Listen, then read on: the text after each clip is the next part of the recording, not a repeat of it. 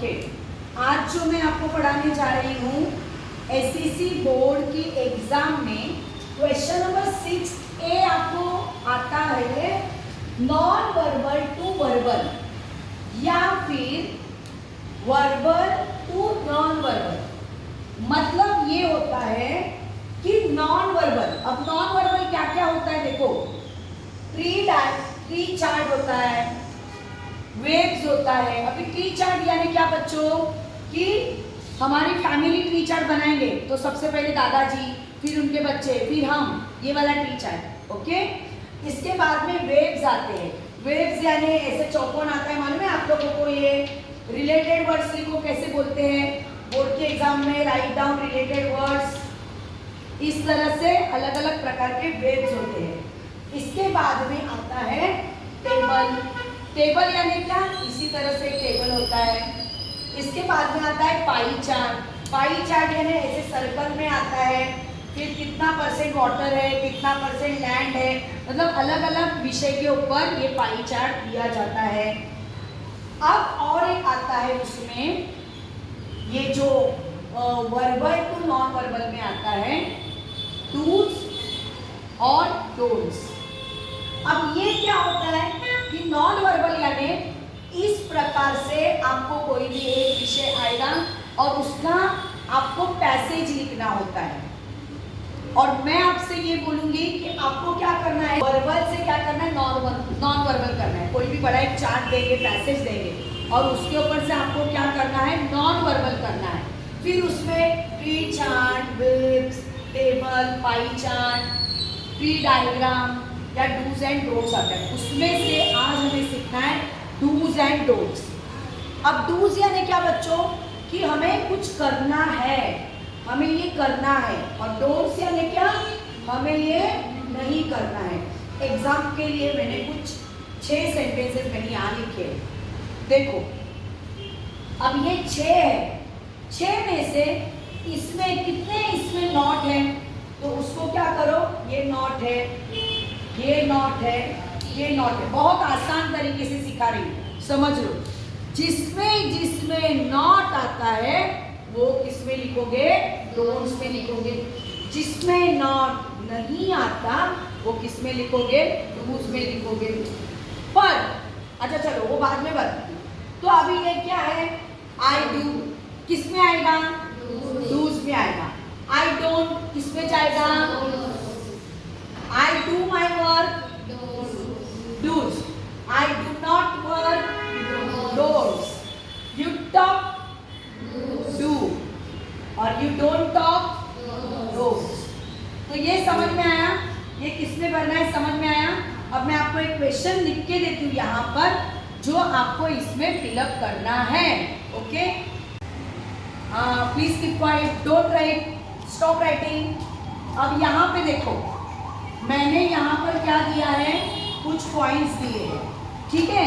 अब हमें इसे किस तरह से लिखना है मैं अच्छी तरह से समझा रही हूँ, ध्यान देना, क्योंकि ये बोर्ड के एग्जाम में 5 मार्क्स के लिए आता है, और जिसे इंग्लिश पढ़ने भी नहीं आती है ये भी ये 5 पॉइंट्स ले सकता है। कैसे मैं बताती हूँ, ये देखो, ये डूज एंड डोंट्स अगर आपको आएगा तो आपको कितने कॉलम करने पड़ेंगे, 2 कॉलम।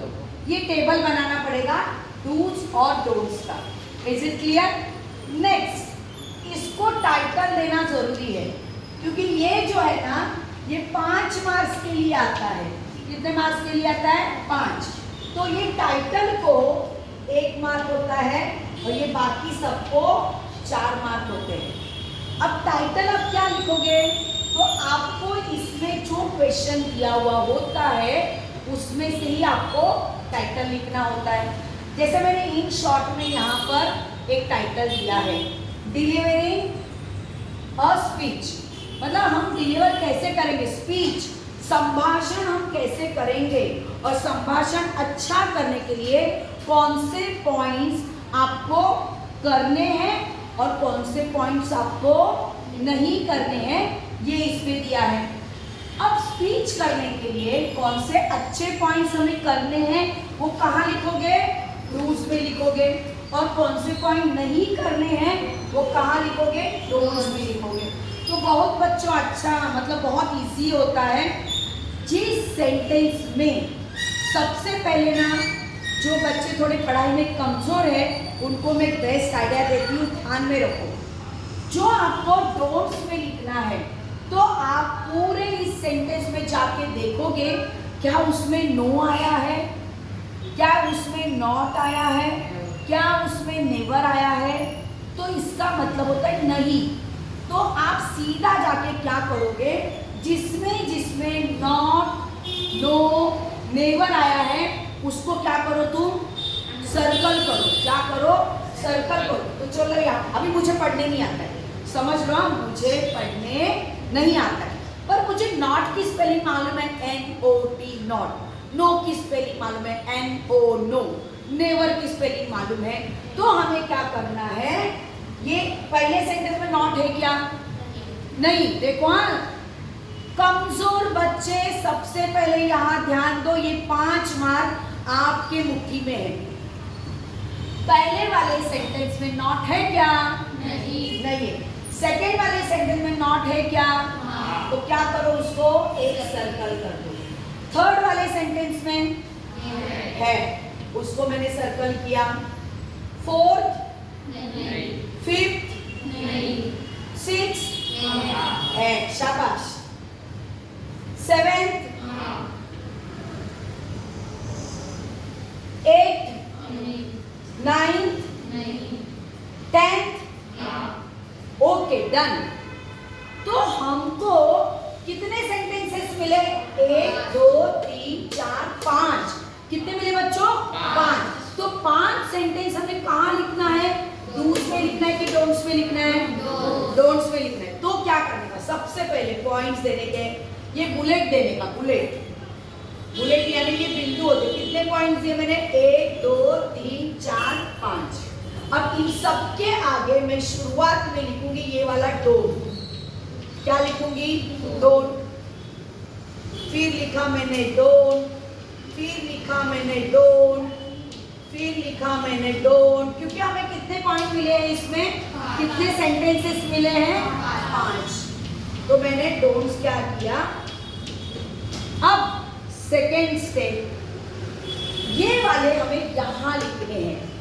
अब रूल ये है कि इसकी शुरुआत वर्ब से होती है, मेन वर्ब से होती है। किससे होती है, वर्ब से होती है।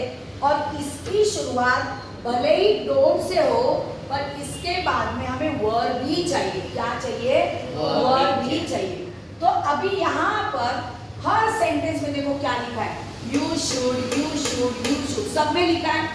आपको यहाँ कहीं पे भी यू शुड नहीं लिखना है, क्योंकि इसकी शुरुआत किससे होती है बच्चों, वर्ब से होती है। और डोंट के बाद में भी क्या लगता है, वर्ब लगता है। तो हमको क्या करना है, ये यू शुड जहाँ जहाँ है उसे क्या मारना है, कट मार देना है। मैं ये इजी लैंग्वेज में समझाने की कोशिश कर रही हूँ। अब ये यू शुड इसमें नहीं आएगा। अब जाओ नॉट वाले सेंटेंस पर। अब यहाँ पर नॉट आया है, बराबर है। अब नॉट के बाद में क्या है, B1 मम्बल है। मम्बल यानी क्या, मुंह ही मुंह में बड़बड़ाते हैं ना। अगर किसी सहेली का हमें बात पसंद नहीं आया तो डायरेक्टली उसके सामने हम बात नहीं कर सकते, डरते हैं। तो जाने के बाद है ना ऐसे कुछ तो मम्बल करते, बड़बड़ाते हैं, तो इसे बोलते हैं मम्बल। अब ये नॉट तो हमको नहीं लिखना है, ये नॉट हमें नहीं लिखना है क्योंकि इसमें नॉट आया है। तो अब बचा क्या, मम्बल। तो मैंने यहाँ पर लिख दिया मम्बल। फिर ये नॉट इसमें है, यहाँ पर क्या आ गया, नॉट लुक अप। तो अभी लुक अप बचा, लुक अप। इसके बाद में नॉट वाला, ये नॉट वाला स्पीक स्लोली, स्पीक स्लोली। फिर इसके फुल स्टॉप देना मत भूलना। फिर नर्वस, नर्वस। फिर ये लास्ट वाला forget important point, forget important point. हमें 5 पॉइंट्स मिल गए। Don't mumble, don't look up, don't speak slowly, don't nervous, don't forget important point. मिल गए। अब क्या बचा इसमें से? जो नॉट को सर्कल करने को मैंने क्यों कहा कि तुरंत ध्यान में आ जाएगा। अब बिना सर्कल वाले आपको कहाँ लिखने हैं? यहाँ लिखने। कितने बचे हैं ये? 1 2 3 4 5। तो आप बुलेट कितने करोगे? 5 करोगे। 5 किया, 6 हो गए। ओके, 1 2 3 4 5। Okay done. अब इसकी शुरुआत आप कहाँ से करोगे? वर्ब से करोगे। अब इसमें वर्ब क्या है? ये talk slowly, talk slowly. Okay, इसके बाद में आपको दिया है नॉट नहीं, ये लुकअप नहीं, ये यहां से शुरुआत।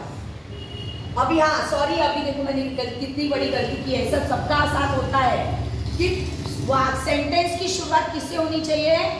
कैपिटल अक्षर से होनी चाहिए। तो मुझे ये टी क्या करना है? कैपिटल निकालना है। अभी यहाँ पे भी ये जो स्ट्रीट है, मैंने क्या करा? जिसको पढ़ने भी नहीं आता है, मत पढ़, नहीं आता है पढ़ने, प्रॉब्लम है, 10वीं पास ही होना है, ध्यान देना है। ये ऐसा का ऐसा छापते जाने का, पर ये पता चला जाए। अब ये पूरा आपको क्या करना है? यहाँ तक लिखना है। हाँ, स्ट्रेस योर पॉइंट्स फर्मली, इसको लिखना है। इसके बाद में ये यहाँ पर आया स्पीक